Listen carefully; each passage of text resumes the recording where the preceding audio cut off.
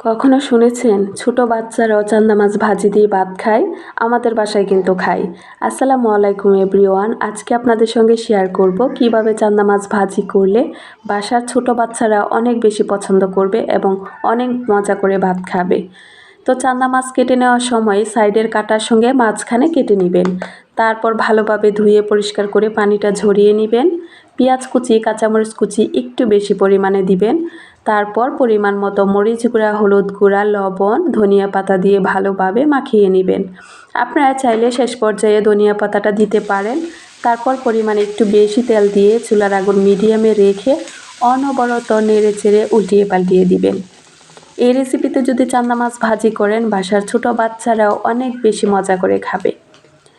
আপনারা হয়তো দেখেই বুঝতে পাচ্ছেন কতটা ক্রিস্পি হয়েছে চান্দা মাছ ভাজি রেসিপিটি। এভাবে একবার ট্রাই করে দেখবেন, তারপর কমেন্টস করে জানাবেন। সবাই ভালো থাকবেন, সুস্থ থাকবেন।